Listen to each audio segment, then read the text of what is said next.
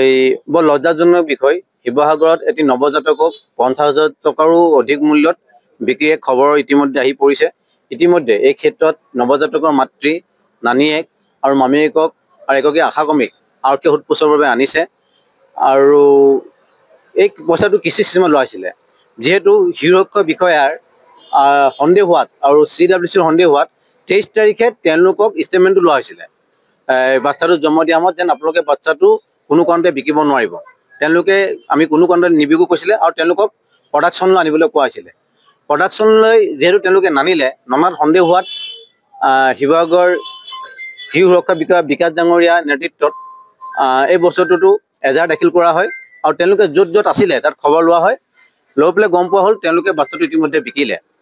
আৰু ইতিমধ্যে আশাকৰ্মীগৰাকীক আৰু তেওঁলোকক সোধপোছ কৰা হৈছে আৰু আমি বিশ্বাস ৰাখিছোঁ আজি সন্ধিয়াৰ ভিতৰত নৱজাতকজন উদ্ধাৰ হ'ব আৰু যিকেইজন ব্যক্তিয়ে এই নৱজাতকজনক কিনিছিলে তেওঁলোককো দৃষ্টান্তমূলক শাস্তি দিবলৈ মই প্ৰশাসনক অনুৰোধ জনাইছোঁ। আৰু লগতে এইটো কথাও মই ক'বলৈ বিচাৰিছোঁ, যিসকল মানে পিতৃ মাতৃ পুত্ৰ সন্তান বা তেনেকুৱা কোনো সন্তান নাই, তেওঁলোকে যাতে এনেকুৱা ঘটনাত কেতিয়াও নপৰেগৈ। তেওঁলোকে প্ৰক্ৰিয়া আছে, এডপশ্যন প্ৰক্ৰিয়াত যাওক, পষ্ট কেয়াৰ প্ৰক্ৰিয়াত যাওক, সেই প্ৰক্ৰিয়া আপোনালোকে এপ্লাই কৰক, নহ'লে এইটো আইনমতে দণ্ডনীয় হ'ব। আৰু আমাৰ সন্দেহ হৈছে, যিহেতু মাতৃগৰাকী মানসিকভাৱে দুৰ্বল বুলি শুনিছোঁ, আমাৰ সন্দেহ হৈছে তেওঁলোকে আগতো যদি এনেকুৱা ঘটনা মানে বাচ্চা জন্ম দিবলৈ বিকা কিনা কৰিছে বুলি আমাৰ সন্দেহ হৈছে। সেইকাৰণে এনেকুৱা আৰক্ষী প্ৰশাসনক অনুৰোধ জনাইছোঁ, সূক্ষ্মভাৱে এই ঘটনাটো অনুসন্ধান কৰি আৰু আগতো যদি বিকিছে এইখিনি তেওঁলোককো আইনৰ আওতাত আনি দৃষ্টান্তমূলক শাস্তি দিয়াৰ ব্যৱস্থা কৰিব লাগে। আশাকৰ্মী কথা উল্লেখ আছে। মই DCPO CWCৰ লগত আমি যোগাযোগ কৰাত সম্পূৰ্ণ বিলম্বনটো এতিয়ালৈকে আমি গম পোৱা নাই। তেওঁ প্ৰথম অৱস্থাত এটা মিষ্টেক কৰিলে, এই কথাটো তেওঁ অৱগত কৰিব লাগিছিলে। তেওঁ পিছৰ পৰ্যায়ত অৱগত নকৰিলে, সেইটো কথা তেওঁৰ কাৰণে দুখী। আৰু যি দুখী হওক তেওঁলোকে শাস্তি পাওক তাৰ আমি কামনা কৰিছোঁ। ঘটনাটো প্ৰকৃততে হ'ল আমি এটা ইনফৰ্ম পালোঁ যে জয়সাগৰ চিভিল হস্পিটেলত এজনী ছোৱালীয়ে মানে এটা কেঁচুৱা জন্ম দিছে। ছোৱালীজনীৰ বয়সটো 22 বছৰমান হ'ব। তাৰ সূত্ৰে আমি আমাৰ শিশু কল্যাণ অফিচৰ পৰা আমি আহিলোঁ, আমাৰ CWCৰ লগত আহিলোঁ। আহি পেলাই তেখেতলোকক বুজোৱা হ'ল যে কেঁচুৱাটো কোনোবা বিক্ৰী কৰিব নোৱাৰিব, তেখেতলোকে নিজে চম্জি ল'ম বুলি ক'লে। তথাপিতো আমাৰ যিদিনা ডিচাৰ্জ হ'ব সেইদিনা আমাৰ তাত প্ৰডাকশ্যনৰ কাৰণে মাতি দিলোঁ। কিন্তু সিহঁতে মানে তাৰ মাজতে কেঁচুৱাটো বিকি দিলে, হস্পিটেলৰ পৰা বাহিৰে বাহিৰে বিকি দিলে।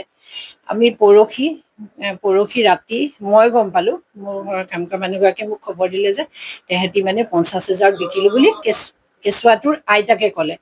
সেইতে আমি কালি অফিচত কথাটো আলোচনা কৰি পেলাই আমি জয়সাগৰ চাৰিআলিৰ দোকানত তেখেত বাপেকক ধৰিলোহি। বাপেকে কথাটো সম্পূৰ্ণ ক'ব নোৱাৰিলে। নোৱাৰা দেখি আমি হাতীকোষত থাকে, হাতীকোষলৈ গুচি গ'লোঁ। হাতীকোষত আমি তেখেতলোকক বিচাৰি উলিয়ালোঁ। মানে কেঁচুৱাটোৰ মমায়েক মামীয়েক বিচাৰি উলিয়ালোঁ। উলিয়াই পেলাই গম পালোঁ যে আশা বাইদেৱেও মানে কথাটো লুকুৱাইছে যেন লাগিছে। কাৰণ আশা বাইদেৱে যেতিয়া এজনী ছোৱালী প্ৰেগনেণ্ট হৈছে, বিয়া নোহোৱা ছোৱালী, কথাটো আমাক ইনফৰ্ম কৰিব লাগিছিলে, নকৰিলে। নকৰাৰ কাৰণে আশা বাইদেউকো আমি ধৰি লৈ আহিলোঁ। লৈ পেলাই আমি থানাত FIR দিলোঁ। আমাৰ DCPO ছাৰ বিকাশ ৰঞ্জন কোঁৱৰ আৰু মই FIR এখন দিলোঁ। দিয়াৰ পাছত আমি থকাৰ অলপ সময়ৰ পাছতে মই ঘৰ আহি পোৱাৰ পাছতে খবৰ পালোঁ যে মাকে জীয়েকে আমাৰ ওচৰেদি গৈ আছে। মোক ফোন কৰিলে, তেওঁলোকে থানালৈ ফোন কৰিলোঁ। ওচৰতে থানাই মই ধৰি পেলাই মাকক জীয়েকক থানালৈ লৈ গ'লোঁ। কিন্তু মাকে জীয়েকে আইতাক আৰু বোৱাৰীয়েকৰ মাজত এটা হৈছে, বোৱাৰীয়েকে ককাকক 5,000 টকা দিছে যে পইচা পালোঁ, 5,000 টকা দিছে, ককাকে নাই লোৱা বুলি ক'লে। কিন্তু এতিয়া আইতাকে কৈছে যে আমি 25,000ত বিকিলোঁ। কিন্তু আমি এতিয়া গম পালোঁ, আশা গেলেকী আশাৰ লগত নাজিৰাৰ লগত গম পালোঁ যে তেখেতলোকে মানে 75,000 টকাত বিক্ৰী কৰিছে বোলে। এতিয়া আজি আমাৰ ওচৰত আকৌ ষ্টেটমেণ্ট দিবলৈ আহিব, তেখেতলোক আহিব। 10টা বজাৰ পিছত আমি সফল হ'ম বুলি ভাবিছোঁ। আৰু কাৰণ কেঁচুৱাটো মানসিকভাৱে দুৰ্বল, কিন্তু এতিয়া মানে আজি সম্ভৱ কাৰ লগত এই কথাটো হ'ল সেইটোও আমি গম পাম চাগে। মানসিকভাৱে দুৰ্বল, কিন্তু ইমানো দুৰ্বল যেন অনুমান নহয়। আৰু সেইটোৱে কথা। আমাৰ উদ্ধাৰ অভিযান চলি আছে। যদি চব ঠিকে থাকে আমি ভাবিছোঁ আজি আমি উদ্ধাৰ কৰিব পাৰিম।